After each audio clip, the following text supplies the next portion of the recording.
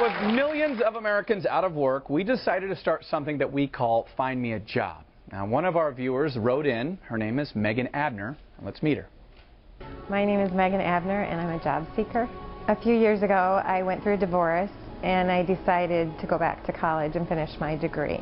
I went to Northeastern University here in Chicago, and I got my degree in English, literature, and interdisciplinary studies. I would like to work for a nonprofit with something in urban school reform or after-school programs with underserved communities with children and their families. I've been unemployed since May 2011. That's when I graduated, and I had a part-time job last year, but it was a short contract job. I have $90,000 in student loans. Some days I regret my decision to go back to school because it just incurred more debt, and I'm not making any income towards that debt. I have a 10-year-old named Nicholas and a 9-year-old named Declan. Me being unemployed has affected them, obviously financially, because I'm always saying no to things that they need and that they want. Activities, things for school, supplies, clothes. But also there's sort of an anxiety that I think in the house, because they're never sure, you know, when is mom going to get a job and when are we going to be more financially stable. It's difficult when we're doing homework each night to say, you know, you have to do your homework and make good grades if you want to go to college and get a good job, when they see that mom stayed up late at night studying and making good grades and it didn't pay off because now it's been a year and a half later and mom's still looking for a job, still having trouble making ends meet. I took about 10 years off to raise my kids, and I think it's had an effect on my ability to find a job. I think when prospective employers see my resume, they see that gap, they immediately dismiss it, you know, for the lack of experience. Making ends meet is difficult. I get some child support. We've gotten help from the government, which not thrilled about, but my mom and dad are still helping me, and again, at 40 years old, I would rather be helping them as they get older. They're still helping me pay all my utility bills, and friends and my landlord, everyone's really been helping out. My dream job would be something in urban school reform, working in an underserved community with at-risk kids. Now, welcome Megan to the show, everybody. You're in a tough spot. You have a tough story, $90,000 in loan debt.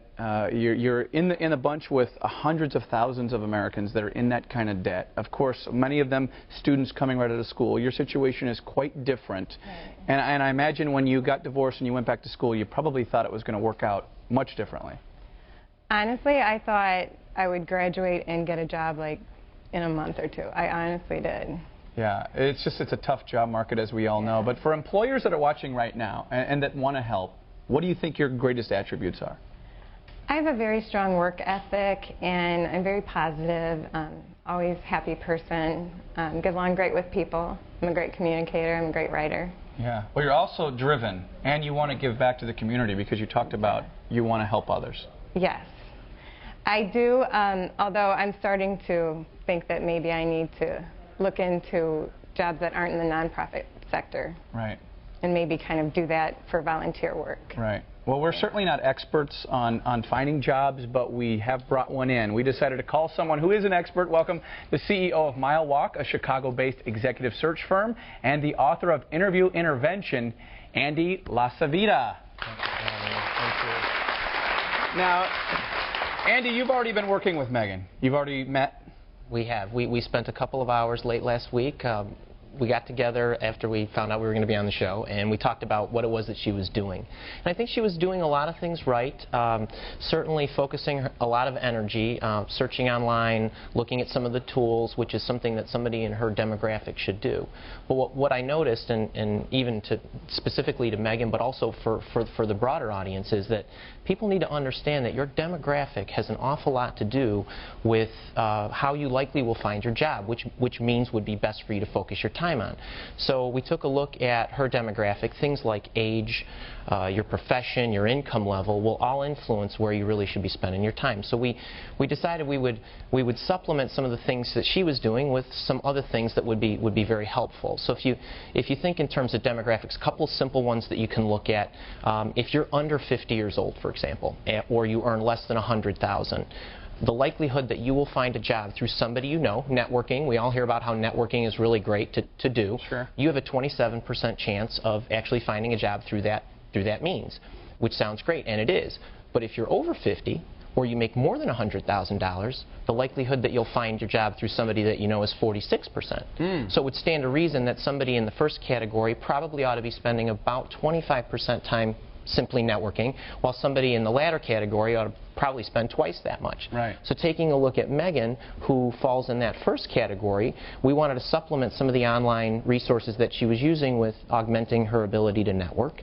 And so we talked about some of that. Right. Now you have your book, Interview Intervention. You talk about nailing that interview. What are the tips for people out there that are in Megan's situation? Well, I think some of the tips is to start to get to the interview first. I think you want to make sure that you're networking.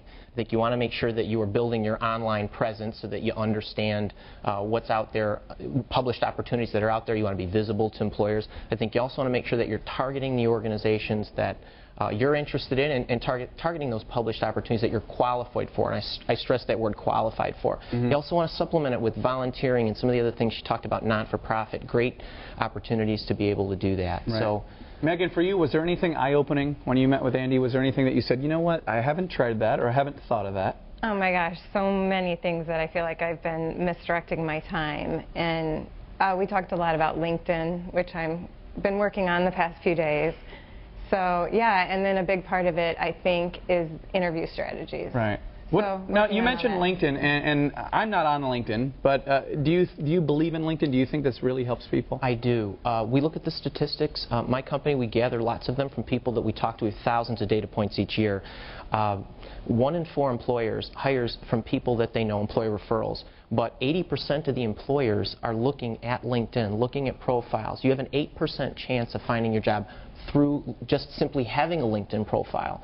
These are statistics we've seen in years, and it's especially becoming more and more important. I think the most important thing about LinkedIn is it shows you where your friends are working. Right. So if you find opportunities that you enjoy, you might know somebody who works there. Yeah. That's one of the biggest helps. Now, a lot of times when we have people on that have a book, they want to sell the book, but you actually give your book away to anybody who wants it. Anybody who wants it. How does that work? It was my effort to try to help restore balance to the employment market.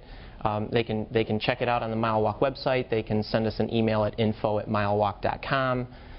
We send a complimentary ebook to anybody who wants it. We're giving everybody in the studio audience one for free today. Yep, you're all going home with it. Walking away with one.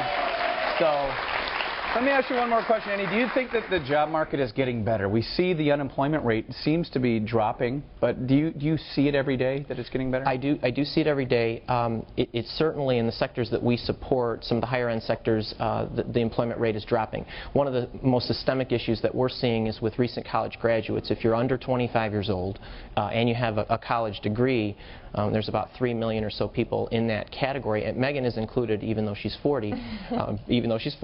But that's where we see some of the biggest issues. Is that there's a little over half of them are either unemployed or underemployed. Right.